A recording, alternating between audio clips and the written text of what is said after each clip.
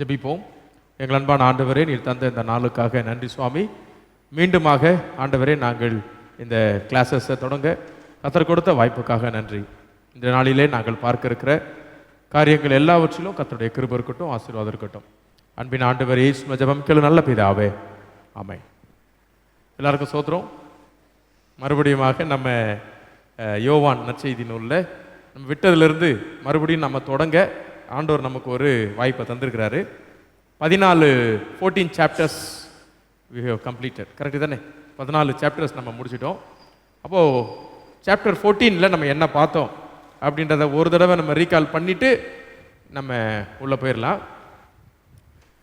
John மிகப்பெரிய ஆழமான புரிதல்களை நமக்கு கொடுத்துட்டு இருக்குது இது வரைக்கும். 14 வந்து பார்த்திங்கன்னா ரொம்ப பியூட்டிஃபுல்லான ஒரு விஷயம். அதில் ஒரு காரியம் நம்ம பார்த்தோம். 14 என்ன பார்த்தோம்? என் பிதாவின் வீட்டிலே அநேக வாசஸ்தலங்கள் இருக்குது அப்படின்றத 14ல் தான் பார்த்தோம். அதை நம்ம எப்படி புரிஞ்சுக்கிட்டோம்? மேன்ஷன்ஸ். அப்போது அதை நம்ம பார்த்தோம், ஒரு விளக்கம் பார்த்தோம். பட் அது ரொம்ப ரொம்ப நல்லா இருந்துச்சு. ஏன்னா நம்ம ஜானில் பார்க்குற ஒவ்வொரு விளக்கமும் நமக்கு ப்ராக்டிக்கல் லைஃப்லேயே நம்ம கூட இருக்குது அந்த விளக்கங்கள். ரைட். நம்ம பேசும்போது கூட நிறைய பேர் வந்து பேசும்போது ஜான் கோட் பண்ணி நம்ம பேசணும். நமக்குள்ளே அந்த அண்டர்ஸ்டாண்டிங் இருக்கு பைபிள் ஸ்டடி வர்றதுனால. ஏன்னா அந்த ஒரு சில விஷயங்கள் வந்து ஜான் வந்து இஸ் வெரி ரெலவெண்ட். சரி, இப்போ 14ல் வந்து நம்ம அது பார்த்தோம், அந்த மேன்ஷன்ஸ் பார்த்தோம். அப்போ என்னென்னா, கவலையோட துன்பத்தோடு இருக்கிற டிசைபிள்ஸ் வந்து உங்களை ஏற்றுக்கிறதுக்கு ஆண்டவர் எப்போவுமே என்ன பண்ணுறாரு? இருக்கிறார். Don't think that you are alone. நான் எப்போயுமே உங்கள் கூட இருக்கிறேன்றதை தான் அந்த மேன்ஷன், அந்த வீடு வாசஸ்தலம்ன்றது சொல்லுது. அதை நம்ம பார்த்தோம். வேற என்ன பார்த்தோம் 14ல்? முக்கியமாக அவர் சொல்கிறாரு, உங்கள் தகப்பன் பிதா எங்கே இருக்கிறாருன்றதை எங்களுக்கு என்ன பண்ணுங்க, காட்டுங்க. நாங்கள் பிதாவே என்ன பண்ணிக்கிறோம், ஃபாலோ பண்ணிக்கிறோம் அப்படி சொல்லி அவங்க சொன்னாங்க. ஸோ அவர் என்ன சொல்கிறாருன்னா, என்னை அறிந்தவர்கள் தான் பிதாவை அறிந்திருக்கிறார்கள். அப்போது அங்கே யார் பிதா, யார் குமாரன்? ஸோ அண்டர்ஸ்டாண்ட் மீ, என்னை அறிந்து கொள்ளுங்கள் அப்படின்ற ஒரு விஷயத்தை அங்கே எம்ஃபசைஸ் பண்ணார். நம்ம அதையும் பார்த்தோம். அந்த மிஸ்டிக்கல், நான் அதை சொன்ன அந்த வார்த்தையை, மிஸ்டிக்கல் யூனியன், பர்சனல் ரிலேஷன்ஷிப், அந்த அவங்களுக்குள்ளே இருக்கிறத பற்றி நம்ம பார்த்தோம். அடுத்தது முக்கியமான ஒரு கான்செப்ட் 14ல் கடைசியாக முடிக்கும் போது பார்த்து முடித்தோம். என்னென்னா, பாராக்ளிட்டே, ஹோலி ஸ்பிரிட், தேற்றரவாளனை பற்றி கடைசியாக நம்ம பார்த்து அன்னைக்கு முடித்தோம். ஸோ பாராக்ளிட்டே அவர் யார், பாராக்ளிட்டே என்ன செய்வார், அவர் எதற்காக அவர் வராரு, இதையெல்லாம் அட்வொகேட் அப்படின்னு பார்த்தோம். அவர் ஒரு அட்வொகேட் பார்த்தோம். அதுக்கடுத்தது வந்து அவர் வந்து எப்படி வந்து கம்ஃபர்டர்னு பார்த்தோம். அவர் வந்து ஒரு கைட் பண்ணுறக்கூடியவர்னு பார்த்தோம். இப்படி அவரை புரிய வைக்கிறவர்னு பார்த்தோம். இன்னும் கண்டித்து உணர்த்துறவர்னு பார்த்தோம். கவுன்சிலர்னு பார்த்தோம். இப்படி நிறைய காரியங்கள் வந்து நம்ம அவரை குறித்து அன்னைக்கு நம்ம பார்த்தோம். சரி, ரைட். இப்போது 15 சாப்டர் 15 இன்னைக்கு நம்ம பார்க்க போகிறோம். ஸோ சாப்டர் 15ல் 13ல் ஆரம்பித்து ஃபேர்வெல் டிஸ்கோர்ஸ் போய்கிட்டே இருக்கு. 15, 16, 17 அவ்வளோதான். 15, 16, 17. இப்போது 16ல் நம்ம நாளைக்கு அடுத்த வாரம் கொஞ்சம் பார்ப்போம்.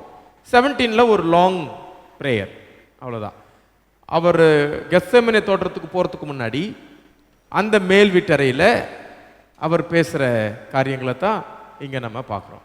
சரி, சாப்டர் 15 இதில் நிறைய பேருக்கு சாப்டர் 15 பிடிச்சிருக்கும். யோவான் சாப்டர் 15வது யோவான் 15 அதிகாரம்னா நம்ம எல்லாருக்குமே தெரியும். ஒரு சில சாப்டர்ஸ் வந்து பைபிளில் நமக்கு தெரியும், கிளியராக தெரியும். ரைட். ஏன் யோவான் 15 வந்து நமக்கு ரொம்ப முன்னாடி நமக்கு டக்குன்னு தெரியுது. அதே மாதிரி யோவான் 10 சாப்டர் 10 எல்லாருக்கும் தெரியும். நானே நல்ல மெய்ப்பன், right, I am the good shepherd அப்படி தெரியும். யோவான் 1 சொல்லவே வேணாம். ஏன் 15 யோவானில் முக்கியமான ஒரு சாப்டராக வருது? முக்கியமான சாப்டர்னா மற்றதெல்லாம் முக்கியம் இல்லையான்னு சொல்ல முடியாது. ஆனால் யோவான் 15 வந்து நல்ல ப்ராமினெண்ட்டாக இருக்குது. ஏன்?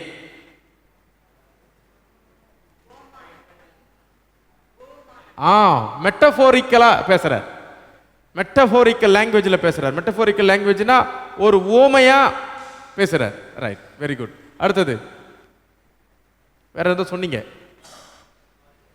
ஆமா, அந்த திராட்சை வைன், அந்த திராட்சை பத்தி ஜீசஸ் பேசுறார், அதை நம்ம பார்த்தோம். கரெக்டா? வைன் பத்தி பேசுறாரு, அதை நம்ம பார்த்தோம். ஏன் வைன் ரொம்ப இம்பார்ட்டன்ட்? இஸ்ரவேல் மக்களுடைய வாழ்க்கையில ரெண்டு மரம், ரெண்டு பிளான்ட்ஸ் ரொம்ப முக்கியமானது. ஒன்று வைனு, இன்னொன்று ஆலிவ். ரைட், அத்தி அடுத்தது மூணாவது பிளேஸ்க்கு வருது. ஆனால் இந்த ஃபர்ஸ்ட் ரெண்டுத்துக்கு ஈக்குவலாக அது வராதுன்னு நினைக்கிறேன். இதுதான் மெயின் ஒன்று. ரெண்டாவது பார்த்தீங்கன்னா, இது ஒருத்தர் எப்படி சொல்றாருன்னா, இந்த சாப்டர் பற்றி சொல்லும் போது மற்ற 3 சாப்டர்லையும் திருவிருந்தை பற்றி இயேசு கிறிஸ்து பேசுறார். இந்த திராட்சை ரசத்தை நீங்க என்ன பண்ணுங்க, நீங்க பருகுங்க. இது நான் உங்களுக்கு இயேசு தாம் காட்டி கொடுக்கப்பட்ட ராத்திரியிலே அவர் என்ன சொல்றாரு, அப்பத்தை எடுத்து சோத்திரம் பண்ணி, அந்த திராட்சை ரசத்தை எடுத்து சோத்திரம் பண்ணி, இது என்னுடைய திரு ரத்தம், நான் உங்களுக்காக சிந்தர திரு ரத்தம், இது நீங்க பருகுங்க அப்படின்னு சொல்றாரு. அப்போ அங்க சொல்ற அந்த விஷயம் 3த்துலயும் இருக்கு. மத்தேயிலும் இருக்கு, மார்க்லயும் இருக்கு, லூக்காலயும் இருக்குது. இயேசு கிறிஸ்து திருவிருந்தை ஏற்படுத்துறார், எஸ்டாப்ளிஷ் பண்றார். யோவான்ல இல்ல. ஏன் யோவான்ல இல்ல? யோவான்ல அந்த பர்டிகுலர் விஷயம் இல்லை. கரெக்டா? அந்த திருவிருந்து, அந்த இது என்னை நினைவாக என்னை நினைவு கூறும்படி இது செய்யுங்கள் என்று சொன்னார். அந்த கான்செப்ட் எதுவுமே இல்லை. ஏன் இல்லை? அதுக்கு என்ன விளக்கம் கொடுக்குறாங்கன்னா, இதுதான் அது 15 நானே திராட்சை. எப்படி விளக்கம்? அங்க அந்த திராட்சை ரசத்தை எடுத்துதான் நீங்க இதை நினைவு கூறும்படி செய்யுங்கன்னாரு. இங்க என்ன சொல்றாரு? நான் தான் அந்த திராட்சை செடி. சூப்பரான ஒரு இது ஒன்று. ரைட், இன்னொன்று சொல்லிடுறேன், எக்ஸ்ட்ரா இன்ஃபர்மேஷன். இன்னொரு எக்ஸ்ட்ரா இன்ஃபர்மேஷன். சாயந்தரம் ஆயிடுச்சு, மேல் வீட்டறையில் தான் சாப்பிட்றாங்க. சாப்பிட்டுட்டு தான் இதெல்லாம் நடக்குது. மேல் வீட்டறைக்கு வர்றதுக்கு முன்னாடி அந்த வழியாக அப்படி வந்திருந்தாங்கன்னா, எருசலேம் தேவாலயத்துடைய டோர்ல ஏரோது ராஜா என்ன பண்ணி வச்சிருந்தாருன்னா, ஒரு பெரிய கோல்டன் திராட்சை செடி செஞ்சு வச்சிருந்தார். உதாரணத்துக்கு நம்மளும் வச்சிருக்கோம் பாருங்க, அந்த கிரேப் சிம்பிள், கிரேப் சிம்பிள் சர்ச்சுகளில், அந்த கால சர்ச்சுகள்ல யூத தேவாலயங்கள்லையும் அந்த கிரேப் சிம்பிள் இருக்குது. ஒரு கோல்டன் கிரேப் சிம்பிளை அவர் அந்த தேவாலயத்தில் வச்சிருப்பார். அதை பார்க்கும் போதே அவங்களுக்கு ஞாபகம் வந்திருக்கும். அதை பற்றி அவங்க ஒருவேளை பேசிக்கிட்டு இருந்திருக்கலாம். அப்போ இயேசுவானவர் சொல்றாரு, யார் தான் மெய்யான திராட்சை செடி? நான் தான் அப்படின்னு சொல்றாரு. ரைட். ஏன் இந்த திராட்சை இவ்வளோ முக்கியத்துவம் வாய்ந்த ஒரு பொருளா இருக்கு? அங்க அதுதான் விளையும். ஒன்று, அவங்க லைஃபே கிரேப், அவங்க லைஃப். ரைட், கிரேப் தான் அவங்க லைஃப். ரைட். வேற அந்த ரீஜனை தாண்டி வேற எங்கேயும் கிரேப் அந்த சக்ஸஸ்ஃபுல்லாக வராது. மற்ற ஊர்களில் அதுக்கப்புறம் கொண்டு போய் ட்ரை பண்ணி அந்த கிளைமேட்டுக்கு ஒத்து வரக்கூடிய மற்ற இடங்களில் உலகம் முழுசும் இன்றைக்கி கிரேப் கிடைக்குது. ஆனால் நேச்சுரலாக அது வந்த இடங்கள் அந்த இடங்களில் அது நேச்சுரலாக இருக்கும். சரி, ஏன் கிரேப் அவ்வளோ முக்கியத்துவம் வாய்ந்த ஒரு பொருளாக யூத மக்கள் கருதுனாங்க?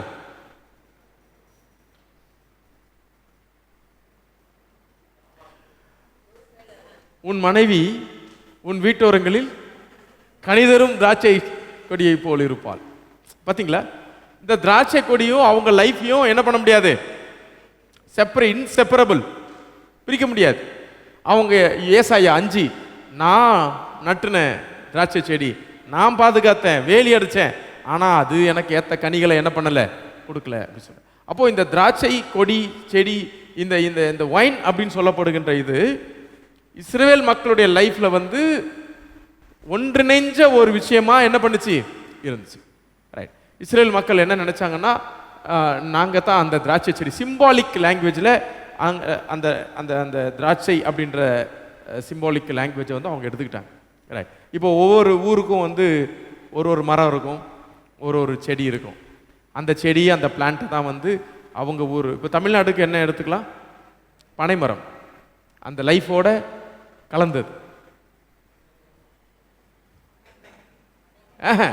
தென்னை வராது. ஏன் வராதுன்னா அது நம்முடைய நேட்டிவ் கிடையாது. அது பனை மரம் தான் நம்முடைய நேட்டிவ், ரைட்? ஸோ அதனால் வந்து பனைமரம் தான் நம்மளுடைய நேட்டிவான ஒன்று. தென்னை மரங்கள் வந்து கல்டிவேட் செய்யப்பட்டு பெருகினது, ரைட்? ஸோ அந்த திராட்சை செடி இஸ்ரவேல் மக்களுடைய அடையாளம். ஓகே, ஒன்று. இப்போ நான் உங்களுக்கு கொஞ்சம் கேள்வி கேட்கலான்னு பார்க்குறேன். திராட்சை செடியை வேற எதுக்கெல்லாம் ஒப்பிடலாம்? திராட்சை செடியை எதுக்கெல்லாம் ஒப்பிடலாம்? அது அவ்வளோ அவ்வளோ வேல்யூவான ஒன்று இல்லையா? அதனால தான் நம்ம எல்லா எந்த சர்ச்சுக்கு நீங்கள் போனாலும் எங்கேயோ ஒரு இடத்துல ஏதாவது ஒரு இடத்துல அந்த கிரேப் இருக்கு. இருக்கா? இருக்கு. அப்போ என்ன சிம்பலைஸ் பண்ணுது? ஒன்றுன்னா சொல்லுங்க பார்ப்போம். First grape symbolises what? ஒரு கதை சொல்றாரு. போய் கேட்குறாங்களாம், அந்த எங்களுக்கு ராஜாவா இருப்பியா அப்படின்னு திராட்சை செடியை பார்த்து கேட்டாங்களாம். அதுக்கு என்ன சொல்லிச்சான்? எப்பா எனக்கு வேற வேலை இல்லையா? நான் வந்து உங்களுக்கு ராஜாவா இருப்பேனா? ஏன், நான் யாரு? தேவர்களே என்ன என்ன என்ன என்ன நினைச்சிருக்கிறாங்க. கரெக்ட்? தேவர்களே. பேழை நின்ன உடனே முத விஷயம் பிளான் பண்றாரு, திராட்சை தான் பிளான் பண்றாரு. இப்போ அந்த நான் எங்கேயோ சொல்லி உங்களுக்கு எங்கேயோ ஒரு கதை சொல்லிட்டேன், ரைட்? ஸோ ஒயின் அப்படின்னு சொல்லும்போது அதோடைய பர்பஸ் என்னவா இருக்குதுன்னு பார்த்தீங்கன்னா, அதோடைய வேல்யூ ரொம்ப அதிகம், அதோடைய மதிப்பு அதிகம், யூசபிலிட்டி அதிகம், அதோட டிவைன். அது எதில் கன்சிடர் பண்ணப்படுதுன்னா, அது ஒரு டிவைன். அது சொல்லுது, தேவர்கள் விரும்புகிற எண்ணம் வந்து ராஜாவா இருக்கிற வேலை பார்க்கறதா? எப்படி பாருங்க, ராஜாவா இருக்கிறத வந்து அவங்க வேணான்னு சொல்றாது, தேவர்கள் விரும்புறது அப்படின்னு சொல்லுது. அப்போ வந்து பாத்தீங்கன்னா இட்ஸ் டிவைன். ஓகே, வேற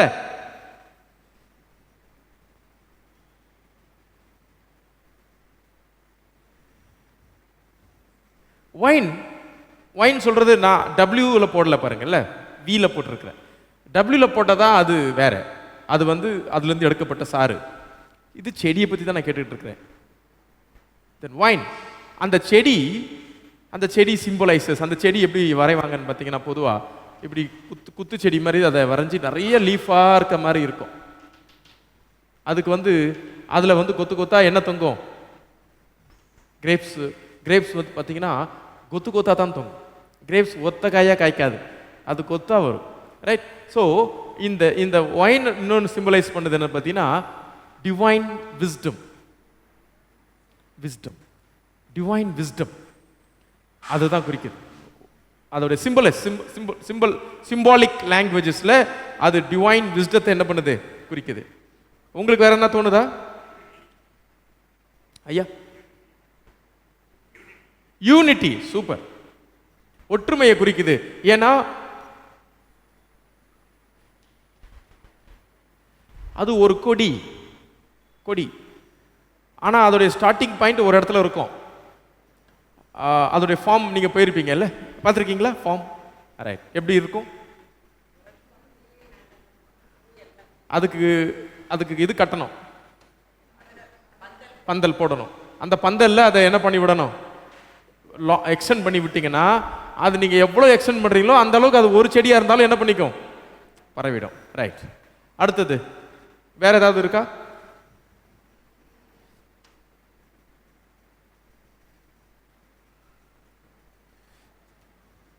கிறிஸ்டியன்ஸ் எப்படி யோசிச்சாங்கன்னு பார்த்தீங்கன்னா, கிங்டம் ஆஃப் காட் அதை சிம்பலைஸ் பண்றதுக்கு இந்த ஒயினை யூஸ் பண்ணாங்க. ஒயின்னா ஐ மீன் செடி, திராட்சை செடியை இறை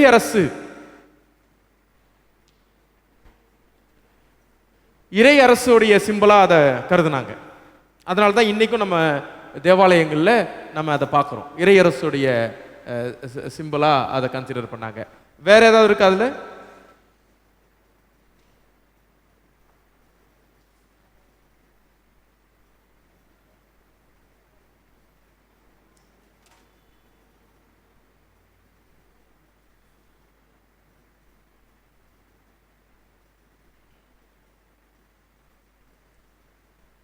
காட்ஸ் கிங்டம் விஸ்டம். நான் எழுதிட்டு வந்தெல்லாம் சொல்லிட்டேன். நீங்கள் ஏதாவது யோசிச்சிருக்கீங்களா புதுசாக? உங்களுக்கு ஏதாவது தோணுதா? It's divine wisdom unity unity மட்டும் நீங்கள் சொல்லியிருக்கீங்க. ரைட். அடுத்ததுக்கு இறையரசை சேர்ந்ததுன்னு சொல்லும். அப்புறம் பார்த்தீங்கன்னா symbol of vine, symbol of prosperity, செழிப்பு, அதுதான் அது குறிக்குது. அதோடைய முக்கியமான சிம்பிளே என்னன்னு பார்த்தீங்கன்னா ப்ராஸ்பரிட்டி. அதனால தான் பார்த்தீங்க அந்த ஒருத்தங்களை வாழ்த்தும் போது ஒன்று வைன் சொல்லி வாழ்த்துறாங்க, இல்லை ஆலிவ் சொல்லி வாழ்த்துறாங்க, வேற எதுவும் சொல்ல மாட்டாங்க. நீங்கள் முள்செடியை போல இருப்பீர்கள் சொன்னால் என்ன வருது? ஆமாம், அவ்வளோதான். அப்போ சொல்லும் போது அது ப்ராஸ்பராக இருக்கணும்ல. வேப்ப மரம் போல இருப்பார்கள் சொன்னால் என்ன ஆயிரும்? வேப்ப மரமும் நிறைய யூஸாக இருக்குது. அப்போது வேப்ப மரம் போல் இருப்பார்னு சொன்னால் எப்படி இருக்கும்? ஒத்துக்க முடியாது. ஏன்னா அதில் கம்ப்ளீட் அதில் நிறைய ப்ளஸ் பாயிண்ட்ஸ் இருக்குது வேப்ப மரம் இருந்தால் சொன்னாலும். பட் அதுலேயும் சில மைனஸ் பாயிண்ட்டை சொல்லிடுவாங்க. இப்போது அதனால் ஒத்துக்க மாட்டாங்க. இல்லை, வைன் அப்படின்னு சொல்லும்போது அது ஒரு பரிபூரணம், ஒரு கம்ப்ளீட்னஸ், ஒரு யூஸ்ஃபுல்னஸ், அது ஒரு நிறைய விஷயம் அதில் இருக்குது. ரைட். இப்போ நம்ம சப்ஜெக்டுக்கு வரோம். இப்போ ஜீசஸ் சொல்கிறாரு, ஐ ஆம் த ட்ரூ வைன். நானே திராட்சை செடின்னு சொல்லலை, நானே மெய்யான திராட்சை செடி சொல்றார். அப்போ ஒரு மீனிங் இன்னும் நம்ம சொல்ல வேண்டியது பாக்கி இருக்கு.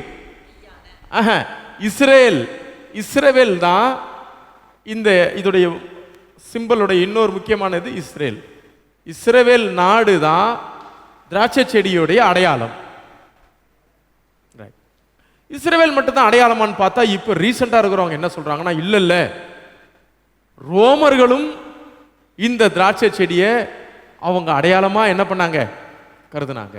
அவங்களுடைய ஆட்சியுடைய அதிகாரமா அவங்க, நான் சொன்னல டிவைன் விஸ்டம், அந்த டிவைனிட்டி, இது எல்லாத்தையும் அவங்க இந்த கிரேப்ஸில் தான் என்ன பண்ணாங்க, கொண்டு வந்தாங்க. அப்போ இஸ்ரேலுக்கும் இது சிம்பிள் தான், ரோமர்களுக்கும் இது சிம்பிள் தான். இப்போ ஜீசஸ் என்ன சொல்றாங்கன்னா, ஐ ஆம் த ட்ரூ வைன், நானே மெய்யான திராட்சை செடி சொல்ல. இப்போ இதில் அர்த்தம் என்னன்னு பார்த்தீங்கன்னா, இதுவரைக்கும் இதுக்கு நீங்க என்னெல்லாம் மீனிங் வச்சிருந்தீங்களோ அந்த மீனிங் எல்லாமே போச்சு. இப்போ ஜீசஸ் என்ன சொல்றாருன்னா, நான் தான் I am going to be the true vine. இதுவரைக்கும் நீங்கள் இதுதான் மெய் நினைச்சு வைத்திருந்த திராட்சை செடிகள் அவைகள் பயனற்றவைகளாக போய்விடுச்சு.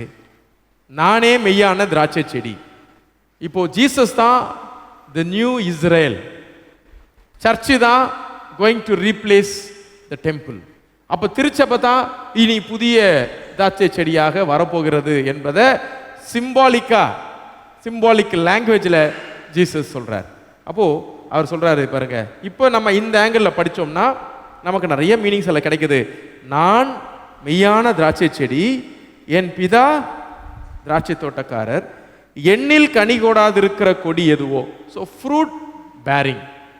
ஃப்ரூட் பேரிங்னா என்ன? Next, fruit bearing. அப்போ எண்ணில் கனி கொடாத கொடி எதுவோ. இப்போ இதுக்கு முன்னாடி ரெண்டு சிஸ்டம் 1 அன்னைக்கு அங்கிருந்த யூத சமயம், சிஸ்டம் 2 ரோமர்கள்.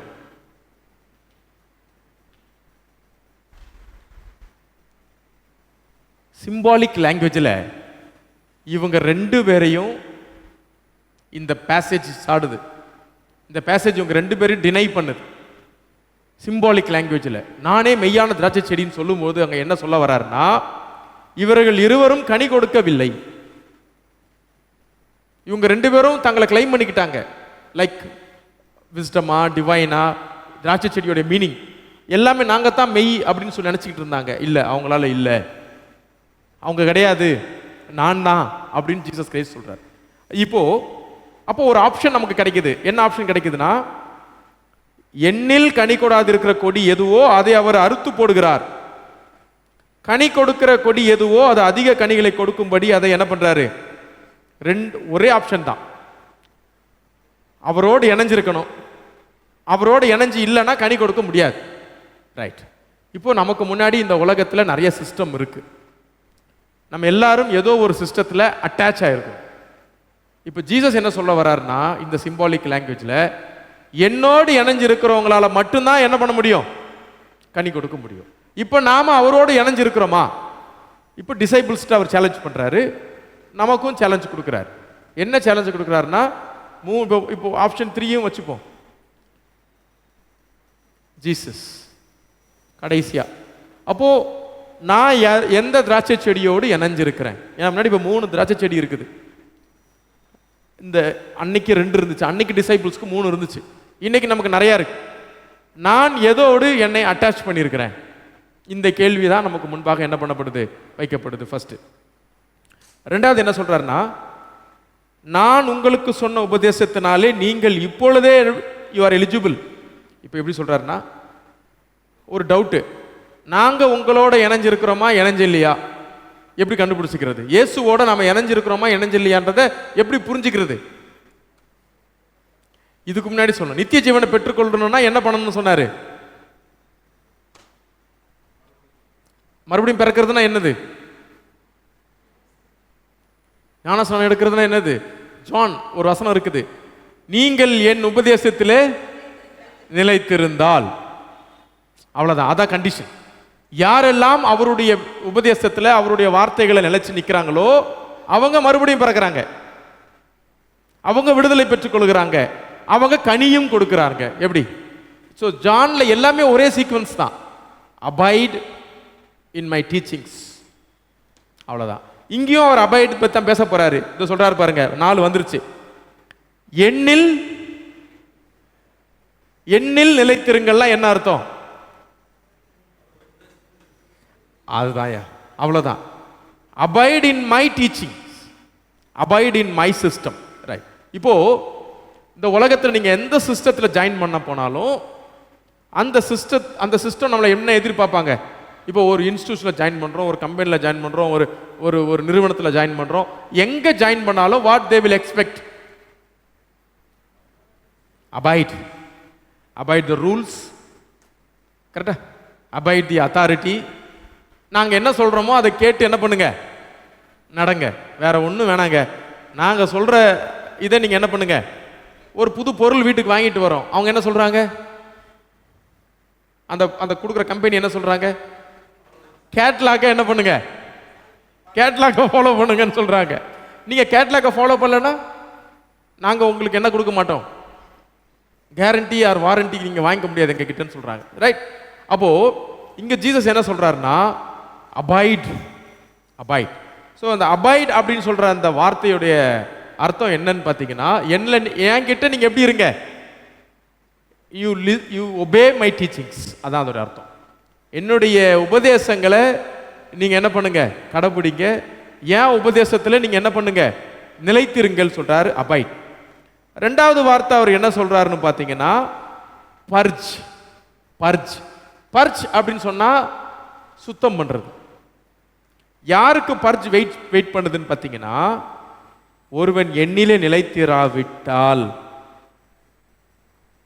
6 ஃபர்ஸ்ட் லைன், எண்ணில் நிலைத்திராதவர்களுக்கு எது காத்திருக்குது? பர்ஜ். அதான் அதான் வெட்டி தூக்கி. நீங்கள் இந்த சிஸ்டத்தில் என்ன பண்ண முடியாது, no longer you can continue இந்த சிஸ்டம்.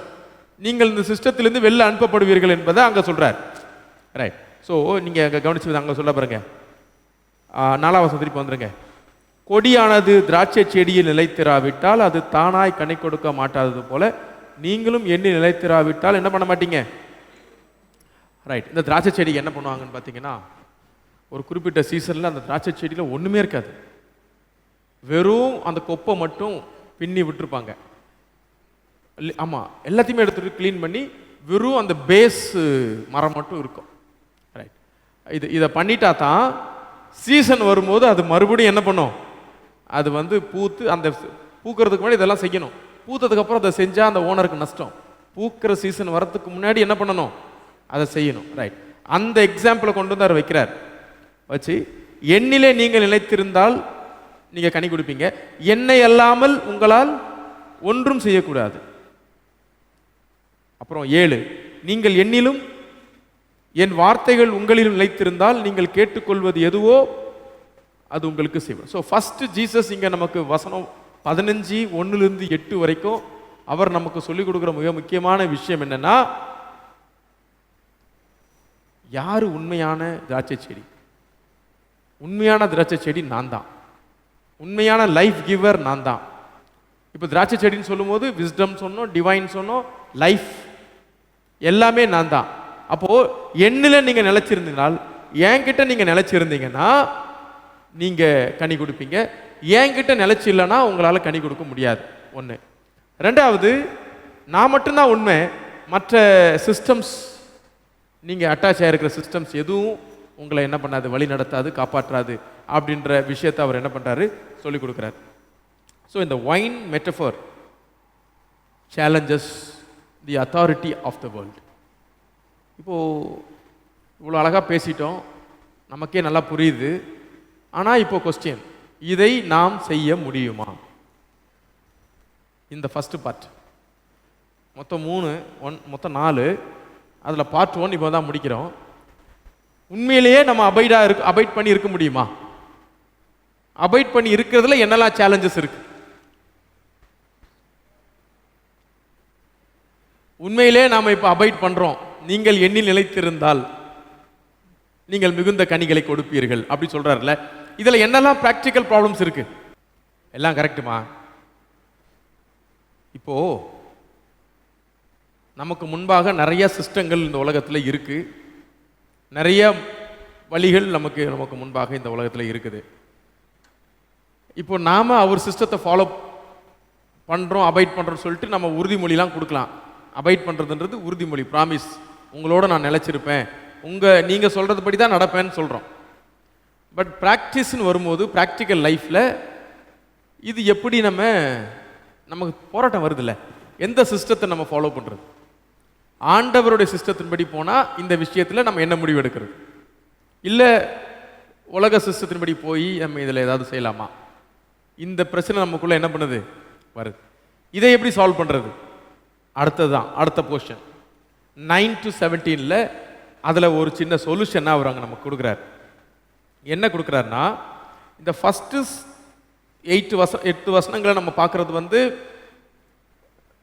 என்கிட்ட நீங்க நிலைச்சிருப்பீங்களான்னு கேட்கிறாரு.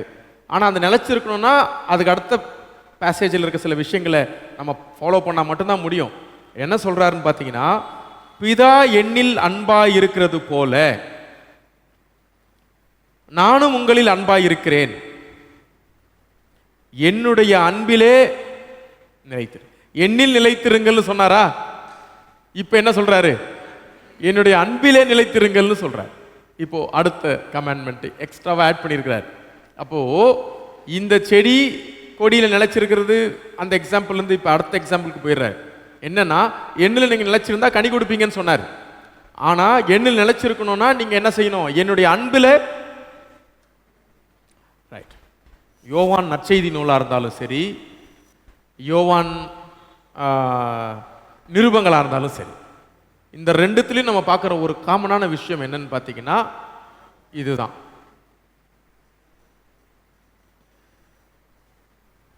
மொத்தம் கிரேக்க கலாச்சாரத்தின்படி 3 விதமான அன்பு இருக்கு.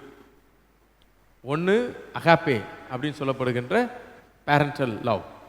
ரெண்டாவது ஈராஸ் அப்படின்னு சொல்லப்படுகின்ற கணவனும் மனைவிக்குமான அந்த உறவின் அடிப்படையில் இருக்கக்கூடிய லவ். அடுத்தது பார்த்தீங்கன்னா ஃபிலியோஸ் அப்படின்னு சொல்லப்படுகின்ற நட்பின் அடிப்படையில் வருகின்ற நட்புன்னு சொல்லலாம் தமிழில் அதை. ரைட். இப்போ இந்த லவ் இருக்கு பார்த்தீங்களா, ஜீசஸ் சொல்றதுல அகாப்பே லவ், பேரண்டல் லவ். அதுக்கு இன்னொரு என்ன சொல்றோம்னா சாக்ரிஃபிஷியல் லவ், தியாகமான அன்பு அப்படின்னு சொல்றாங்க. Sacrificial love. சாக்ரிஃபிஷியல் லவ் அப்படின்னு சொன்னா என்ன தெரியுமா அர்த்தம்? What is sacrificial love? இது ஈவன் ஃபேமிலியே தாண்டி போயிடும். அது அதாவது எந்த எதிர்பார்ப்புமே இல்லாமல், கரெக்ட், எந்த எதிர்பார்ப்புமே இல்லாமல் யார் மேலேயாவது அன்பு செலுத்த முடியுமா? இப்போ நம்ம அவங்க அவங்க நம்ம காட்டலாம், but how much we sacrifice for love without any expectations. கஷ்டம், ஆனால் அதை வந்து ப்ராக்டிக்கல் லைஃப்பில் நாம் செய்ய ஆரம்பிக்கிறோம். இதை ஏன் ஜான் நேற்று போன வாரம் கூட நம்மளுக்கு அதுதான் ஜான் வருது. கடவுள் அன்பாய் இருக்கிறார். இங்கிலீஷில் சொன்னால் வாட் இஸ் லவ். உலகம் முழுசும் ரீச் ஆன ஒரு கொள்கை தெரியுமா? உலகம் முழுசும் அந்த கொள்கை ரீச் ஆயிருச்சு. கரெக்ட், உலகம் முழுசும் அந்த கொள்கை இருக்கு. ஆனால் அது நம்ம கிட்ட இருந்து தான் போயிருக்குது, நம்ம பைபிள்லேருந்து தான் போயிருக்கு. சரி, அதுக்கு நம்ம எல்லாம் ரொம்ப பெருமைப்பட்டுக்கலாம். கடவுள் அன்பா இருக்கிறார், காட் இஸ் லவ் அப்படின்ற கான்செப்டை நாம தான் என்ன பண்ணியிருக்கிறோம், கொண்டு போயிருக்கிறோம். ரைட். ஆனால் அது என்ன, அது எப்படி, அது அப்படின்றத நாம் நிறைய நேரம் என்ன பண்ணதில்லை, பிரித்து பார்த்ததில்லை. அதை ஒரு பண்டலாகவே வச்சிருக்கிறோம். அந்த பண்டலை என்றைக்குமே நம்ம என்ன பண்ணதில்லை, பண்ணலை. ஏன் அந்த பண்டலை கலட்டுறது பயப்படுறோம்? அந்த பண்டலை கலட்டி நம்ம ஏன் சில சிக்கல்களை நமக்கே வர வச்சுப்பான்னு சொல்லி நம்ம விட்டுறோம். அந்த அந்த அந்த டிபார்ட்மெண்ட் பக்கமே நம்ம என்ன பண்றது இல்ல, போகல. ஜீசஸ் சொல்றாங்கல்ல, என் என் உபதேசத்தில் நிலைத்திருங்கள் சொல்றார், எண்ணில் நிலைத்திருங்கள் சொல்றார். அதோடைய அர்த்தமே அபைட் இன் லவ். அன்புல நிலைச்சிருக்கிறது தான் ஆண்டவரை நிலைச்சிருக்கிறதுன்னு அர்த்தம். இதை நாம் எப்படி புரிஞ்சுக்க போறோம்? அப்ப சாக்ரிஃபிஷியல் லவ், இதை நாம் எப்படி புரிஞ்சுக்க போறோம்? அதை தான் இப்போ நம்ம பார்க்க போறோம். ஒவ்வொன்றா நம்ம அதை பார்க்கலாம். சரி, அவர் என்ன சொல்றாருன்னா, நான் என் பிதாவின் கற்பனைகளை கைக்கொண்டு அவருடைய அன்பிலே நிலைத்திருக்கிறது போல நீங்கள் என் கற்பனைகளை கை கொண்டிருந்தால் என்னுடைய அன்பிலே. 9வது வசனத்துக்கான ஆன்சர் 10வது வசனத்துல தான் இருக்குது. 9வது வசனத்துல ஒரு கேள்வி, என்னுடைய அன்பிலே நிலைத்திருங்கள்னு சொல்றாரு. அவருடைய அன்பிலே எப்படி நிலைச்சிருக்கிறது அப்படின்னா, என் உபதேசத்தை யாரெல்லாம் கடைபிடிக்கிறாங்களோ அவங்கெல்லாம் என் அன்புல என்ன பண்ணியிருக்கிறாங்க, நிலைச்சிருக்கிறாங்கன்றதை அவர் அங்க சொல்றார். அடுத்தது, என்னுடைய சந்தோஷம் உங்களில் நிலைத்திருக்கும்படிக்கும் உங்கள் சந்தோஷம். இது இந்த வசனம் புரியுதா? இந்த வசனத்தை திருப்பி படிங்க. என்னுடைய சந்தோஷம் உங்களில் நிலைத்திருக்கும்படிக்கும் உங்கள் சந்தோஷம் நிறைவாக இருக்கும்படிக்கும் இவைகளை உங்களுக்கு நான் என்ன பண்ணேன். அப்படின்னா என்ன சொல்ல வர்றாரு?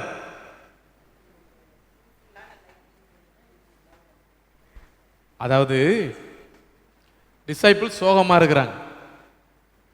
சோகமா இருக்கிறாங்க. ஏன் சோகமா இருக்கிறாங்கன்னா, ஜீசஸ் அவங்கள விட்டு போக போறார். ஜீசஸ் உடைய டிபார்ச்சர் அவங்களுக்கு கவலையை ஏற்படுத்தி இருக்குது. ஆனா அவர் சொல்றாரு, இல்ல இல்ல நீங்க சந்தோஷமா இருப்பீங்கன்னு சொல்றாரு. ஏன் சந்தோஷமா இருக்கிறாங்கன்னு பாத்தீங்கன்னா, உண்மையை உங்களுக்கு நான் இப்ப நான் சொல்ல போறேன். உண்மையை நீங்க தெரிஞ்சுக்கிட்டீங்கன்னா நீங்க எப்பவுமே எப்படி இருப்பீங்க, பொய்யை தெரிஞ்சுக்கிட்டாலும் சந்தோஷமா தான் இருப்போம். ஆனா பொய் உண்மை ஆனதுக்கு அப்புறம் மிகப்பெரிய சோகத்துக்கு போயிடுவோம். முன்னமே உண்மையை தெரிஞ்சுக்கிட்டோம்னா நீங்கள் நிறைவா இருக்கும்படினா மன நிறைவா இருப்பீங்க. உண்மையை முதல்ல தெரிஞ்சுக்கிட்டீங்கன்னா நீங்க எப்படி இருப்பீங்க, மன நிறைவா இருப்பீங்க. அதனால நான் உண்மையை உங்களுக்கு சொல்றேன்னு சொல்றார். என்னுடைய சந்தோஷம் உங்கள் நிலைத்திருக்கும்படிக்கும் உங்கள் சந்தோஷம் நிறைவா இருக்கும்படிக்கும் நான் சொல்றேன். நீங்க அன்புல நிலைச்சிருந்தீங்கன்னா நீங்க எப்படி இருப்பீங்க, சந்தோஷமா. ஏன் அவர் உண்மையை சொல்லிடுறாருன்னா, நீங்க எப்பவுமே எப்பவுமே ஹாப்பியா இருப்பீங்க, எப்பவுமே நீங்க நல்லா இருப்பீங்க, உங்களுக்கு எந்த பிரச்சனையும் வராது. அந்த மாதிரி அவர் இனிப்பு தடவின செய்திகளை சொல்ல. நான் உங்களுக்கு சொல்லிடுறேன், இல்லை கஷ்டங்கள் இருக்கும், பாடுகள் இருக்கும். அன்புல நிலைச்சிருந்தீங்கன்னா நீங்க ஹாப்பியா இருப்பீங்க அப்படின்றத அவர் உங்களுக்கு சொல்றார். சரி, நான் உங்களில் அன்பாய் இருக்கிறது போல நீங்களும் ஒருவரில் ஒருவர் அன்பாய் இருக்க வேண்டும் என்பதே. ஸோ அவர் சொல்ல வந்த அன்பு, நான் உங்கள் அன்பா இருக்கிறது போல நீங்களும் love one another, love one another. அப்போ அவர் சொல்றாரு, உங்க ஹாப்பினஸ் அதிகமாக இருக்கிறதுக்காகத்தான் நான் ஒரு உண்மையை சொல்றேன். என்ன உண்மைனா, you have to love one another. நீங்க ரெண்டு பேரும் ஒருத்தர் ஒருத்தர் நீங்க அன்பா இருந்தீங்கன்னா நீங்க எப்பவுமே எப்படி இருப்பீங்க, நீங்கள் மகிழ்ச்சியா இருப்பீர்கள் என்று நான் உங்களுக்கு சொல்றேன்னு சொல்றார். Right, love one another. ஏன் இங்க ஜீசஸ் வந்து லவ் எம்பசைஸ் பண்றார்? ஏன் ஆண்டவர் இங்க லவ் எம்பசைஸ் பண்றார்? why love is more important? ஏன் இந்த உலகத்தில் அன்பு முக்கியம்? கரெக்ட். ஏன் அன்பு முக்கியம்?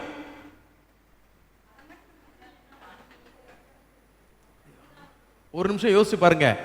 கடவுள் படைச்ச இந்த உலகத்துல இன்னைக்கு இந்த உலகம் எந்த ஸ்டேட்ல இருக்கு? ஹேட்ரட்னஸ், ஒருத்தர் மேல ஒருத்தருக்கு மேல வெறுப்பு, வெறுப்பு நிறைஞ்ச ஒரு உலகத்துல நம்ம என்ன பண்ணிருக்கிறோம்? வாழ்ந்திருக்கிறோம். வெறுப்பு, பொறாமை, ஒருத்தர் ஒருத்தர் அழிக்கணும் இல்ல, ஹேட்ரட்னஸ், வயலன்ஸ் இல்ல, இப்படிப்பட்ட உலகத்துல லவ் ஒன் அனதர், அதான் கமாண்ட்மெண்ட். ஸோ அவர் அங்க சொல்றாரு பாருங்க, நான் உங்களில் அன்பாக இருக்கிறது போல நீங்களும் ஒருவரில் ஒருவர் அன்பாக இருக்க வேண்டும் என்பதே இட்ஸ் மை கமாண்ட்மெண்ட். நான் உங்களுக்கு ஒரு கட்டளையாக கொடுக்குறேன், நீங்க என்ன பண்ணணும்? ஸோ இந்த இந்த concept of love, concept of love அது ரொம்ப ஆழமானது. ஆனால் நிறைய நேரம் நம்ம என்ன பண்ணிக்கிறது இல்லைன்னா அதை யோசிக்கிறது இல்லை, யூகிக்கிறது இல்லை. ஏன்னா நம்ம இந்த உலகத்தில் ஒரு போட்டி நிறைஞ்ச ஒரு உலகத்தில் நம்ம என்ன பண்ணுறோம்? வாழ்கிறோம். ஒரு போட்டி மனப்பான்மைக்குள்ள நம்ம போயிட்டோம்னா அமைதி இல்லை அப்படின்னு நான் போன வாரம் சொன்னேன். அன்பும் இல்லை, எல்லாமே இருக்காது. நம்ம எங்க போட்டியில இறங்குறோமோ அங்க என்ன இருக்காது? ஸோ அன்பு அப்படின்னு சொல்றது வந்து இந்த உலகத்தை சீரமைக்கணும்னா அந்த உலகத்துக்கு தேவையான ஒரே ஒரு மருந்து என்னது? சமயமா அன்பான்னு பார்த்தீங்கன்னா அன்பு தான் முக்கியம். ஸோ ஜீசஸ் அதை தான் எம்பசைஸ் பண்றார், அன்பு தான் முக்கியம் அப்படின்னு சொல்றார். அப்போ எண்ணில் நீங்க நிலைச்சிருந்தீங்கன்னா என் உபதேசத்தை நீங்க கை கொள்வீங்க. ஏன் உபதேசம் உங்களுக்குள்ள இருந்துச்சுன்னா உங்களுக்குள்ள என்ன இருக்கும்? அன்பு இருக்கும். இப்ப எனக்குள்ள அன்பு இல்லைன்னா நான் அவரோட உபதேசம் நிலைச்சு இல்லை, நான் அவரோட உபதேசம் நிலைச்சு இல்லைன்னா நான் திராட்சை செடி இல்லை. அப்போ நான் திராட்சை செடி இல்லைன்னா என்னை வெட்டி எரிஞ்சு என்ன பண்ணுவாங்க? அக்கினில தான் போடுவாங்க. ஸோ அவ்வளோதான். குப்பையில் வேணாலும் போட்டுக்கலாம், நெருப்பில் வேணாலும் போட்டுக்கலாம். ஸோ என்னன்னா அன்பு, அந்த கான்செப்ட் ஆஃப் லவ். அப்போ கடவுள் அன்பா இருக்கிறாருன்னா என்ன அர்த்தம்னா கடவுள் வந்து முழுசுமாவே 100% ஃபில்ட் வித் லவ். இதுதான் அந்த கான்செப்ட். இதுதான் யோவானுடைய, அதெல்லாம் சொல்லுவாங்க யோவான் ரொம்ப பிலாசபிக்கலாக பேசுறாரு. அவர் பிலாசபிக்கலாக பேசுறாருடைய நோக்கம் என்னன்னா கடவுளை எல்லா இடத்துலையும் அவர் எப்படி தான் இருக்காரு? 100% லவ்வாக இருக்கிறார். அந்த மாதிரி இருக்க முடியுமா? So sacrificial love. அப்புறம் லவ் ஒன் அனதர் அப்படின்னு சொன்னா என்ன தெரியுமா? Solidarity with one another. ஒரு குரூப் இருக்குன்னு வச்சுக்கோங்களேன், ஒரு 50 பேர் ஒன்றா இருக்கிறாங்கன்னா எவ்வளோ நாள் ஒன்றா இருப்பாங்கன்னு பார்த்தீங்கன்னா கொஞ்ச நாள் இருப்பாங்கல்ல. அவங்கள வர ப்ராப்ளமே என்ன தெரியுமா வரும்? அவங்கள ஒரு குரூப்பு 2 குரூப்பாக என்ன பண்ணும்? பிரியும். அப்போது போட்டி உள்ள வந்து குரூப்புகள் பிரியும். அப்போ என்ன பண்ணுவாங்கன்னா யாராவது ஒருத்தரை தூக்கி வீசணும்னு நினைப்பாங்க. கரெக்ட். அப்படி தூக்கி வீசப்படும் பொழுது அந்த ஒருத்தர் என்னவா மாறிடுவாருன்னு பார்த்தீங்கன்னா என்னவா மாறுவார்? வீக்கா மாறுவார். கரெக்ட். அவர் வந்து பலவீனமான ஒருத்தராக மாறியிருப்பார். ஸோ இந்த அன்பு என்ன சொல்லுதுன்னா no no no, you have to show solidarity with one another. ஒருத்தர் மேல ஒருத்தர், ஒருத்தருக்காக ஒருத்தர்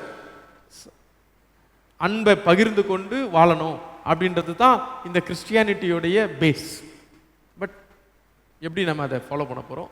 ஆண்டோட டிசைபிள்ஸ் அப்படின்னு சொன்னால் அவர் அன்பால் கட்டப்பட்டவராக தான் இருக்கணும். அதனால தான் நம்ம திருவிருந்து எடுக்கும் பொழுது தான் நம்ம எல்லாம் ஒன்றா குரூப்பாக வந்து நம்ம எடுக்கிறோம். அதோடைய நோக்கம் என்னன்னு பார்த்தீங்கன்னா we have to stay together in love. Any situation நாம் வந்து ஒருத்தர் விட்டு கொடுத்துடக்கூடாது, எல்லா சிச்சுவேஷனும் நம்ம எல்லாரும் ஒன்றா இருக்கணும் அப்படின்றதுக்காக சொல்லப்பட்டது தான் அந்த கான்செப்ட். எல்லாரும் ஒன்றா இருப்பாங்க. அது அடுத்த ப்ரேயரில் ஜெபம் பண்ணுறாரு இல்லை, நீங்கள் எல்லாம் ஒன்றா இருக்கணும் சாப்டர் 17. அப்போ நம்ம எல்லாரும் எல்லா சிச்சுவேஷன்லையும் ஒன்றா இருக்கணும்னா அதை தான் ஜீசஸ் வந்து எம்பசைஸ் பண்ணுறார். அடுத்த அன்பு சொல்றாரு பாருங்க, ஒருவன் தன் சிநேகிதருக்காக தன் ஜீவனை கொடுக்கிற அன்பிலும் லவ் அடுத்த தன் சிநேகிதருக்காக தன் ஜீவனை கொடுக்கிற அன்பிலும் அதிகமான அன்பு ஒருவரிடத்திலும் இல்லை. ஸோ இதை ஜீசஸ் தன்னையே அங்கே எடுத்துட்டு வந்து நிறுத்துறார். லவ்வுடைய highest point dying for others. அதை சொல்றார். ஜீசஸுடைய டெத் சாக்ரிஃபைஸ் அதை நம்ம எப்படி பார்க்குறோம்? அதுக்கு வெறும் ஒரே ஒரு பார்வையில் மட்டும் பார்த்துட்டு நிறுத்திடுறோம். இயேசு எனக்காய் ஜீவன் தந்தாரே, இயேசு எனக்காக ஜீவன் தந்தார். அதை எப்படி பார்க்குறோம்? அது எப்படி மேக்சிமம் நம்ம பார்க்குறோம்னா, எனக்கு ஒரு சால்வேஷன், என் பாவங்கள் கழுவப்பட்டது. ரைட், ஒன்று.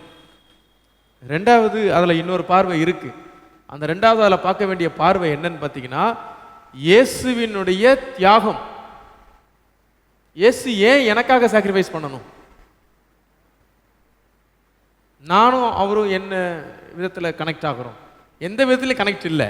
ஆனால் அவர் ஒரு கனெக்ஷனை எனக்கு என்ன பண்ணுறாரு? ஏற்படுத்துகிறார். அப்போது நம்ம ஒரு வார்த்தை பயன்படுத்துகிறோம், தேர்ட் பர்சன். பொதுவாக அந்த வார்த்தையை நம்ம பயன்படுத்துவோம் இல்லை? தேர்ட் பர்சனுக்கு நம்ம எப்படி செய்ய முடியும்? அதோட அர்த்தம் என்ன? தேர்ட் பர்சன் சொல்லும்போது என்ன சொல்ல வரோம்? இந்த நம்ம இதில் அவர் சேராதவர், அவருக்கு இதை நம்ம என்ன பண்ண முடியாது, செய்ய முடியாதுன்னு சொல்றோம். ஆனா இங்க அவர் என்ன சொல்றார்? there is no one called third person. எல்லாருமே அவருக்குள்ள இருக்கிறவங்க தான். அப்போ அவர் சொல்றாரு, ஒருவன் தன்னுடைய நண்பர்களுக்காக மரிக்கிற தியாகத்தை காட்டிலும் பெரிய தியாகம் இந்த உலகத்துல இல்லை. தன்னுடைய வேண்டியப்பட்டவங்கள்லாம் இல்லை, எல்லாத்தையும் தாண்டி மரிக்கிற அந்த அன்பு. ஸோ சாக்ரிஃபிஷியல் லவ், இதை தான் நம்ம இன்னைக்கு சொல்றது. அப்போ அந்த அன்புல நீங்க என்ன பண்ணுங்க, நிலைச்சிருங்கன்னு சொல்றாரு. சரி, அடுத்தது, நான் உங்களுக்கு கற்பிக்கிற யாவையும் நீங்கள் செய்வீர்களானால் you will be my friends. சரி, அடுத்தது, இப்போ லவ்ல அடுத்த கட்டத்துக்கு போயிட்டார்.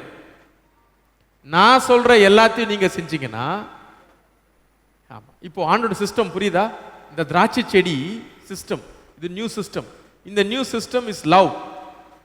ஒன்று அன்பு, ரெண்டாவது சாக்ரிஃபைஸ் சொன்னோம். அதுக்கு அடுத்தது இப்போ பார்க்க போறது என்னன்னு பார்த்தீங்கன்னா, நோ ஹைரார்கி. இந்த சிஸ்டத்தில் யாரும் யாருக்கும் அடிமைகள் இல்லை. No hierarchy. ரைட்? நீங்க எல்லாரும் எப்படி இருக்கீங்க? நாம எல்லாரும் எப்படி இருக்கிறோம்? we are friends. நீங்க சிநேகிதராய் இருக்கிறீர்கள். இனி நான் உங்களை ஊழியக்காரர் என்று சொல்லுகிறதில்லை. ஊழியக்காரன் தன் எஜமான் செய்கிறதை அறிய மாட்டான். நான் உங்களை சிநேகிதர் என்கிறேன், ஏனெனில் என் பிதாவினிடத்தில் நான் கேள்விப்பட்ட எல்லாவற்றையும் உங்களுக்கு நான் என்ன பண்ணிட்டேன், சொல்லிட்டேன்.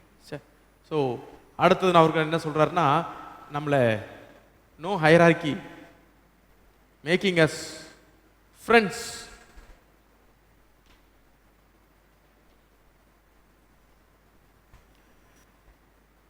இது ஆண்டோடைய சிஸ்டம்.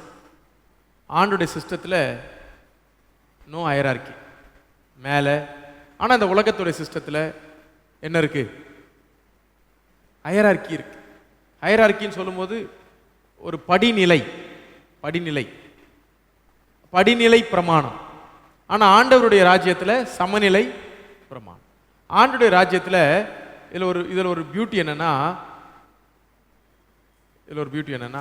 உலகத்துடைய ஆஃபீஸில் பார்த்தீங்கன்னா, அவர் மேலே கீழே இருக்கிறவரை இவர் ரெக்ரூட் பண்ணுவார், இவரை அவரு ரெக்ரூட் பண்ணுவார், இவர் அவரை ரெக்ரூட் பண்ணுவார், இவர் அவரை ரெக்ரூட் பண்ணுவார், இவர் கேன்சர் பண்ணுவார், இவர் கேன்சர் பண்ணுவார், இவர் அவருக்கு ஆன்சர் பண்ணுவார். கரெக்டா? அப்படி தானே இருக்குது சிஸ்டம். அதை தாண்டிலாம் போயிட முடியாது. எல்லாத்துக்கும் மேலே ஒருத்தர் இருந்துக்கிட்டே போவாங்க. அப்படி தானே போகும். அப்படி தானே போகுது. அரசாங்கமாக இருந்தாலும் சரி, ப்ரைவேட்டாக இருந்தாலும் சரி, ஒரு ஸ்டெப் இருக்கு. நம்மளும் ஒரு 60 வயசு வரைக்கும் இந்த ஸ்டெப்பில் எவ்வளோ தூரம் ஏற முடியுமோ அவ்வளோ தூரம் ஏறிட்டு அதுக்கப்புறம் என்ன பண்ணிடுறாங்க, வீட்டுக்கு அனுப்பிடுவாங்க. ரைட்? இதுதான் சிஸ்டம். அப்புறம் எந்த படியும் இல்லாமல் வீட்டு படியில் இருக்க வேண்டியதாக இருக்குது. ரைட்? ஆனால் ஆண்டோடைய சிஸ்டம் அப்படி இல்லை. It's different. ஆண்டோடைய சிஸ்டத்தில் நாம் எல்லாருமே அவருக்கு என்னவா கனெக்டாக இருக்கிறோம்? ஃப்ரெண்ட்ஸ். டைரக்டாக கனெக்டாக இருக்கு. நம்மளை அவர் யார் அழைச்சா? நம்மளை யார் அழைச்சது? எல்லாரையும் அவர் தான் அழைச்சிருக்கிறார்.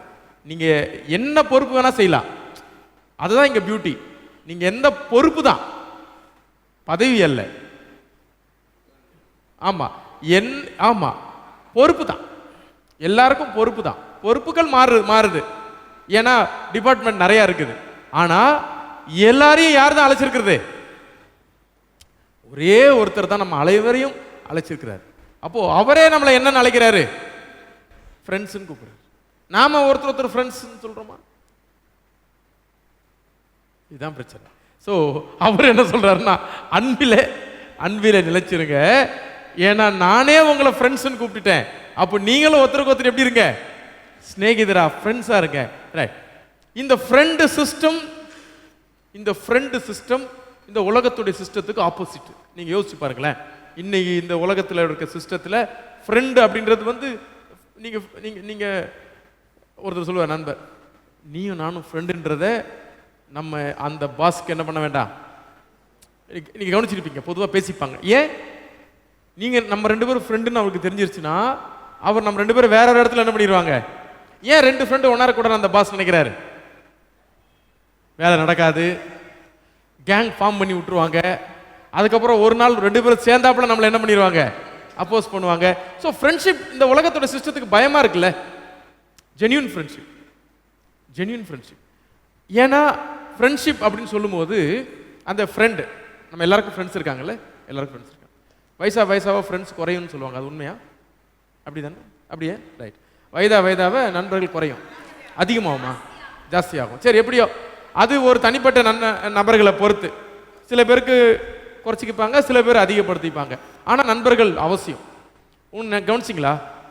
நண்பர்கள் கூட நீங்கள் இருக்கும்போது ரொம்ப ஒரு ரிலாக்ஸாக இருக்குல்ல, மைண்டு ஜாலியாக இருக்கு இல்லை? ஃப்ரெண்ட்ஸை மீட் பண்ணும்போது, நல்ல நண்பர்களை மீட் பண்ணும்போது இன்னும் சந்தோஷமா. ரைட். இந்த நட்பை ஒரு உறவுல நட்பை எங்கே வைக்கிறது? அது எங்கேயுமே வராது. அதுக்கு இது கிடையாது. அதுக்கு வந்து ஒரு கட்டுப்பாடோ அதுக்கு வந்து ஒரு இதோ இல்லை, நம்மளா ஏற்படுத்திக்கிறது. வேண்டாம்னா நம்மளாவே என்ன பண்ணிக்கிறது? பிரேக் ஆகும்போதும் அது ஒன்றும் ஒரு பெரிய இழப்பு கிடையாது. மற்ற நீங்கள் ஃபேமிலி ரிலேஷன்ஷிப்லாம் அப்படி சட்டுப்புட்டுலாம் பேச முடியாது. அதுக்குன்னு ஒரு கட்டுப்பாடுகள்லாம் இருக்குது, சிஸ்டம் இருக்குது, பக்காவாக இருக்குது. ஆனால் இந்த ஃப்ரெண்ட்ஷிப் மட்டும் பாருங்களேன். முதல் நாள் போவோம், 2வது நாள் லைட்டாக ஸ்மைல் பண்ணிட்டு, 3ஆவது நாள் ஹலோ ஹவ் ஆர் யூ, நீங்கள் உங்கள் பேர் என்ன, டக்குன்னு அவர் டீ சாப்பிட்டு போயிடலாமா அப்படின்னு டக்குன்னு ஃப்ரெண்ட்ஸ் ஆகுது இல்லை? ரைட். ஸோ இந்த ஃப்ரெண்ட்ஷிப்ன்றது கடவுள் நமக்கு கொடுத்துருக்கிற ஒரு பியூட்டிஃபுல் இது. நீங்கள் நம்ம உலகமே ஒருத்தருக்கு நண்பர்களாக என்ன பண்ணலாம், இருக்கலாம். ஆனால் அது நம்ம விரும்புறதில்லை. ஏன்னா அதுக்குள்ளே அந்த ஃப்ரெண்ட்ஷிப்ன்றதை பயன்படுத்தி நிறையா தவறுகள், ஏமாற்றுதல்கள் இப்படி இருக்கிற உலகத்தில் கடவுள் நம்மளை உண்மையான ஃப்ரெண்ட்ஷிப்புக்குள்ளே என்ன பண்ணுறாரு, அழைக்கிறார். ஒருத்தர் ஃப்ரெண்ட். இப்போ ஃப்ரெண்டுன்னு வரும்போது நம்ம அதில் வந்து பார்த்தீங்கன்னா அவங்க நம்மளுடைய படிநிலையை வச்சு நம்மளை அவங்க கூப்பிட மாட்டாங்க. நம்ம பேர் வச்சு தான் அவங்க கூப்பிடுவாங்க, நிக்நேம் வச்சு கூப்பிடுவாங்க. நீங்கள் அந்த ஃப்ரெண்ட்ஷிப் பற்றி கொஞ்சம் அனலைஸ் பண்ணிங்கன்னா ரொம்ப நல்லாயிருக்கும். கரெக்டு தானே? நம்மளை அவங்க ஃப்ரெண்ட்ஷிப்னு வந்ததுக்கப்புறம் நம்ம வந்து அவங்கள நீங்கள் வாங்கன்னு கூட பேச மாட்டோம், அப்படியே குறைச்சிக்கிட்டே போயிடுவோம். ஏன்னா ஃப்ரெண்ட்ஷிப் மற்ற எந்த ரிலேஷன்ஷிப்லையும் நம்ம அப்படி இருந்துட முடியாது. ஃபேமிலி ரிலேஷன்ஷிப்லாம் நம்ம அதெல்லாம் கரெக்டாக மெயின்டைன் பண்ணிக்கிட்டே வரணும், எத்தனை வருஷம்னாலும் இல்லை. விட்டு நம்ம ஒரு உனக்கும் நீ வளர்ந்துட்டியே, அப்பாவை நீ பாடவாடான்னு கூப்பிட்டுக்கடா அப்படி சொல்ல முடியுமா? அப்படி சொல்ல முடியாது. பட் அப்படி இல்லை. ஃப்ரெண்ட்ஸ் ஒரு 2-3 நாள் ஆனதுக்கப்புறம் இல்லை ஹலோ என்ன நீங்கள் வாடாப்படானே கூப்பிட்டுங்க, ஒன்றும் பிரச்சனை இல்லைங்கன்னு சொல்லிடும். ஏன்னா ஃப்ரெண்ட்ஸ்னு வரும்போது வி பிரேக் பவுண்ட்ரிஸ். கரெக்டா? ரைட். ஃப்ரெண்ட்ஸ் கிட்ட நம்ம நிறைய ஷேர் பண்ணுறோம், இன்னும் பாசிட்டிவாக ஷேர் பண்ணுறோம். என்ன கேட்டால் ஃப்ரெண்ட்ஸ் கிட்ட நம்ம வீட்டில் ஷேர் பண்ண முடியாதெல்லாம் கூட யார்கிட்ட ஷேர் பண்ணிடுறாங்க, ஃப்ரெண்ட்ஸ் கிட்ட ஈஸியாக ஷேர் பண்ணிடுறாங்க. ரைட். நிறையா நல்ல ஃப்ரெண்ட்ஸ் இருக்கிறவங்க ஸ்ட்ரெஸ் லெவல் வந்து எப்படி இருக்குதான்றாங்க, நல்லா கம்மியாக குறையுதுன்றாங்க. ஏன்னா நீங்கள் டக்குன்னு ஷேர் பண்ணிவிட்டு குறைச்சிக்கலாம். இப்படி நல்ல ஸோ ஜீசஸ் அந்த ரிலேஷன்ஷிப்பை ஏற்படுத்துகிறார். நான் உங்களை ஃப்ரெண்டாக வச்சிருக்கிற மாதிரி நீங்களும் ஒருத்தருக்கு எப்படி இருங்க, ஃப்ரெண்ட்ஷிப் எதை பிரேக் பண்ணிடும்? அத்தாரிட்டியை பிரேக் பண்ணிடும், ஈகோவை பிரேக் பண்ணிடும். கரெக்டா? இப்போ உதாரணத்துக்கு ஒரு அற்புதமாக ஒருத்தர் பாடுறார், அவருடைய பாட்டை பார்த்தா நமக்கு எப்படி இருக்கு மனசு? இவரை மாதிரி நம்மளால் பாட முடியலையே, எங்கே போய் இப்படி படிச்சுட்டு வந்தான் இல்லை அப்படின்ட்டு. அப்புறம் பாட்டு பாடி முடிச்சோன்னா அப்படி கால் மேலே கால் போட்டு உட்காந்துருக்காரு. திமிரு தான் போல இருக்கு, ஏன்னா திறமை இருக்குல்ல அப்படின்னு சொல்லிட்டு நம்ம பார்க்கணும். ரைட். அப்படியே இருக்காது. நம்மளும் பாட கற்றுருந்தா இவங்களை மாதிரி ஆளுங்களெல்லாம் பார்த்துட்டு இருக்கலாம், நம்ம பாடிருக்கலாம் அப்படின்னு சொல்லிட்டு இருக்கு. திடீர்னு அவரே வந்து ஹலோ எப்படி இருக்கீங்க அப்படி கேட்டால் இப்போ என்னாச்சு? எல்லாம் உடஞ்சிருச்சு. நான் சொல்லுவது புரியுதா உங்களுக்கு? ரைட். ஸோ ஃப்ரெண்ட்ஷிப் ஒரு பியூட்டிஃபுல் பாண்ட். நம்ம ஒருத்தர் இங்கிருந்து பார்க்க தூரத்துலேருந்து பார்த்தது வேற, அவர்கிட்ட பழகினதுக்கப்புறம் அவருடைய நிலைமைகள் வேற. அப்போது நம்ம ஏன் ஒரு நல்ல ஃப்ரெண்டாக இருக்கக்கூடாது எல்லாருக்கும்? அதை தான் ஜீசஸ் நம்மகிட்ட எதிர்பார்க்குறார். அந்த நல்ல ஃப்ரெண்ட்ஷிப்பாக நம்ம ஏற்படுத்தணும்னா நமக்குள்ள அந்த அன்பு நமக்குள்ள என்ன பண்ணப்படணும்? ஊற்றப்படணும். ரைட். நிறைய ஊழியக்காரங்க கூட பார்த்தீங்கன்னா இந்த காஸ்பலை சொல்கிறதுக்கு ஃப்ரெண்ட்ஷிப்பை அவங்க பயன்படுத்தியிருக்கிறாங்க. பட் அதுக்காக போலியான ஃப்ரெண்டாக இருக்கக்கூடாது. லைஃப் லாங் நம்ம அவங்கள கைட் பண்ணக்கூடிய ஒரு நல்ல ஃப்ரெண்டாக நம்ம இருக்கணும். சரி. ஸோ ஜீசஸ் சொல்கிறாரு, இந்த ஃப்ரெண்ட்ஷிப் மூலமாக என்னெல்லாம் ஒளியுதுன்னு பார்த்தீங்கன்னா, அந்த boss system, hierarchy system, authoritarian system எல்லாம் காலி ஆகி போச்சு. அப்போது அன்பா ஒருத்தருக்கு ஒருத்தர் நீங்கள் இருங்க. நீங்கள் இதை செஞ்சீங்கன்னா, என் நாமத்தினாலே பிதாவை கேட்டுக்கொள்வது எதுவோ அதை அவர் உங்களுக்கு கொடுக்கத்தக்கதாக நீங்கள் போய் கனி கொடுக்கும்படி, உங்கள் கனி நிலைத்திருக்கும்படிக்கும் நான் உங்களை என்ன பண்ணியிருக்கிறேன்? ஏற்படுத்தியிருக்கிறேன். கனி கொடுக்கிறது ஒரு பார்ட்டு, கொடுக்கிற கனியில நிலைச்சிருக்கிறது அனதர் பார்ட். ரைட். நீங்கள் ஒருவரில் ஒருவர் அன்பா இருக்க வேண்டும் என்றே இவைகளை உங்களுக்கு கற்பிக்கிறேன். சரி. ஏன் அன்பா இருக்கணும் அன்பா இருக்கணும் அன்பா இருக்கணும்னு இவ்வளவு நேரம் சொன்னாரு தெரியுமா? அடுத்து 18ஆம் வசனத்திலிருந்து 25ஆம் வசனம் வரைக்கும் இன்னொரு புதிய விஷயத்தை சொல்றார். என்ன சொல்றாருன்னா, நீங்க என்கிட்ட ஃப்ரெண்டா இருக்கிறதுனால உங்களுக்கு ஒரு எதிரி ஒருத்தர் இருக்காரு. எப்படி? அந்த எதிரியை நீங்க சமாளிக்கணும்னா நீங்கெல்லாம் எப்படி இருக்கணும்? ஒன்னா இருக்கணும். அதை தான் சொல்றார். உலகம் உங்களை பகைத்தால் அது உங்களை பகைக்கிறதற்கு முன்னே என்னை பகைத்ததென்று அறியுங்கள். Don't think that you are alone. உங்களை மற்றவங்க ஒதுக்கிட்டாங்க, உலகம் உங்களை ஒதுக்கிருச்சுன்னு சொல்லி நீங்கள் கவலைப்படாதீங்க. உங்களை ஒதுக்கிறதுக்கு முன்னாடியே என்னையே இந்த உலகம் என்ன பண்ணிருச்சு? ஸோ ஆண்டவருடைய சிஸ்டம் இந்த உலக சிஸ்டத்துக்கு செட் ஆகாது. ஆண்டோடைய சிஸ்டம் இந்த உலக சிஸ்டம் என்னைக்குமே காம்ப்ரமைஸ்ல ஆகாது. இது தனி அது தனி அப்படின்ற ஒரு சேலஞ்சை அவர் நமக்கு முன்பாக வைக்கிறார். இதுவும் அதுவும் ஒன்று சேராது. சரி. நீங்கள் உலகத்தாராய் இருந்தால் உலகம் தன்னுடைய சிநேகித்திருக்கும். நீங்கள் உலகத்தாராயிராதபடியினாலும் நான் உங்களை உலகத்திலிருந்து தெரிந்து கொண்டபடியினாலும் உலகம் உங்களை என்ன பண்ணுது? ரைட், பகைக்கிறது. ஊழியக்காரன் தன் எஜமானியிலும் பெரியவன் அல்ல என்று நான் உங்களுக்கு சொன்ன வார்த்தை நினைத்துக் கொள்ளுங்கள். அவர்கள் என்னை துன்பப்படுத்துவதுண்டானால் உங்களையும் துன்பப்படுத்துவார்கள். என் வசனத்தை கை கொண்டதுண்டானால் உங்கள் வசனத்தையும் கை கொள்வார்கள். ரைட். என்னை பகைக்கிறவன் என் பிதாவையும் பகைக்கிறான் 23 சொல்றாரு. ரைட்.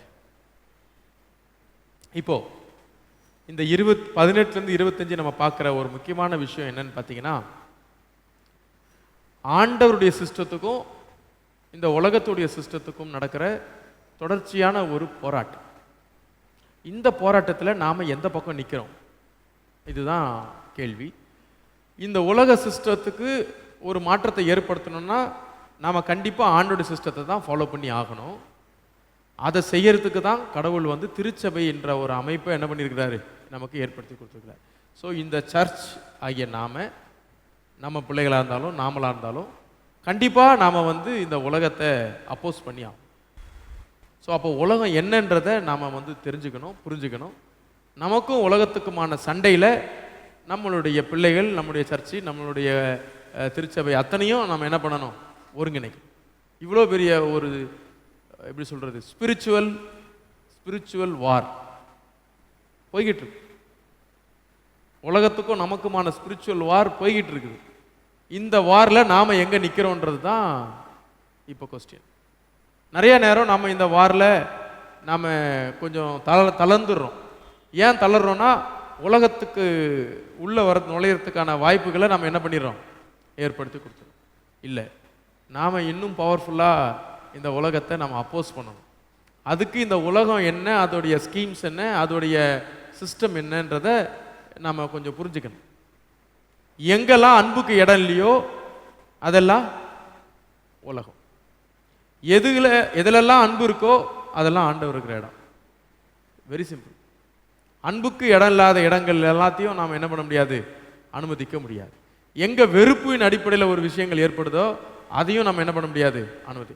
ஸோ வெறுப்பு, பொறாமைகள், வயலன்ஸு, பழி வாங்குற எண்ணங்கள், இப்படிப்பட்ட சிஸ்டம் இருக்கிறது எங்கெல்லாம் நடக்குதோ அங்கெல்லாம் கண்டிப்பாக நம்ம என்ன பண்ண முடியாது.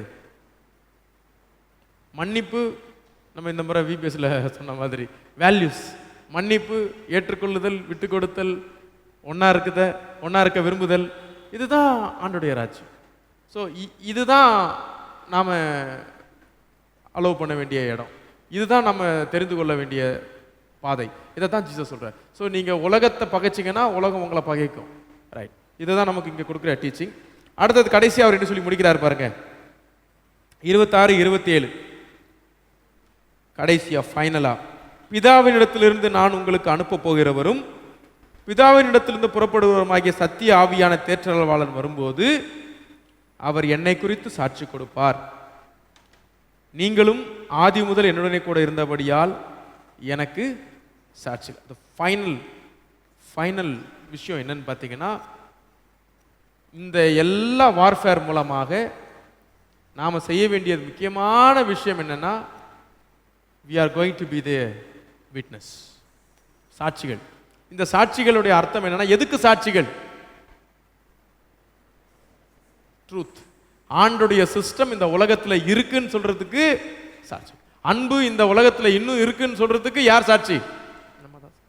இன்னும் விட்டு கொடுத்தல், மன்னிப்பு இன்னும் இருக்கு அப்படின்னா எங்க வந்து பார்த்துக்கலாம்? நம்ம கிட்ட இருந்து பார்த்துக்கலாம். ஸோ நீங்க தான் எனக்கு சாட்சி. அந்த சாட்சியை முதல்ல அவர் கொடுக்குறாரு, ரெண்டாவது நீங்களும் என்ன பண்ணுங்க, எனக்கு சாட்சியா இருக்கு. இல்லை, ஒரு சேலஞ்சிங்கான ஒரு ஃபேர்வெல் டிஸ்கோர்ஸ். ஒருவேளை ஃபுல்லாக டீச்சிங் தான் நமக்கு. இது கொஞ்சம் ஏற்றுக்க பேசும்போது கொஞ்சம் நமக்கு அப்சர்விங்கில் கொஞ்சம் கஷ்டமாக இருக்கும். ஏன்னா ரொம்ப ஒரு ஃபிலாசபியாக போகுது. வேறு எதுவும் இப்போ அற்புதங்கள் அப்படிலாம் பார்க்கும்போது கொஞ்சம் இன்ட்ரெஸ்டிங்கான விஷயங்கள் இருக்கும். பட் இது ஒரு ரஃப்பான ஒரு இடமா இருந்தாலும், பொதுவாக இந்த இடங்கள் கொஞ்சம் இன்னும் 16 இன்னும் கஷ்டமாக இருக்கும். ஆனாலும் இதில் இருந்து ஒரு சில விஷயங்களை வந்து நம்ம கண்டிப்பாக கிராஸ் பண்ணணும். அதில் வந்து ஃபஸ்ட்டு ஆண்டவரோடு அபைட். அதுக்கு முன்னாடி ஆண்டவர் தான் the true system, true wine. அப்போது நாம் அவரோட அபைட் ஆகிறோம். ரெண்டாவது லவ், அவருடைய லவ் என்னன்றதை நம்ம புரிஞ்சுக்கிறோம். நாமளும் ஒருவர் நேசிக்கிறோம். சாக்ரிஃபிஷியல் லவ், ஒருத்தருக்கு ஒருத்தர் நம்ம தியாகம் பண்ணுற அந்த அன்பை நம்ம பெற்றுக்கொள்கிறோம். அந்த அன்பின் மூலமாக இந்த உலகத்தை எதிர்த்து நம்ம நிற்கிறோம். இந்த உலகத்தை எதிர்த்து நிற்கிறது மூலமாக நம்ம இந்த உலகத்துக்கு சாட்சி செய்யும். ஸோ ஒரு பியூட்டிஃபுல்லான ஒரு சாப்டரை நம்ம பார்த்துருக்குறோம். அதோட நான் முடிச்சுக்கிறேன். ஜெபிப்போம். எங்கள் அன்பான ஆண்டவரே, நீர் தந்த நாளுக்காக நன்றி சுவாமி. ஆண்டவரே, இந்த நாளிலே நாங்கள் ஒன்று கூடி நாங்கள் யோவான் நற்செய்தி நூல் 15ஆம் அதிகாரத்தில் இருக்கக்கூடிய உமது வார்த்தைகளை நாங்கள் பார்த்தோம் சுவாமி. உண்மையிலே நிலைத்திருக்க எங்களை அழைக்கிறீர். மெய்யான ஆண்டவராகிய நீர் உண்மையிலே நாங்கள் நிலைத்திருக்க எங்களுக்கு பலன் தாரும். உலகம் அல்ல ஆண்டவரே, உலகத்திற்குரிய காரியங்கள் அல்ல, அன்பிலே நிலைத்திருக்கிறவர்களாக நாங்கள் எப்பொழுதும் இருக்க எங்களுக்கு பலன் தாரும். அன்புதான் உமது அமைப்பு என்பதை நாங்கள் புரிந்து கொள்ள கர்த்தர் கொடுத்த கிருபைக்காக நன்றி செலுத்துகிறோம். ஆசீர்வதியும் வழி நடத்தும். அன்பின் ஆண்டவரே, இயேசு ஜெபங்கள் நல்ல பிதாவே, ஆமென்.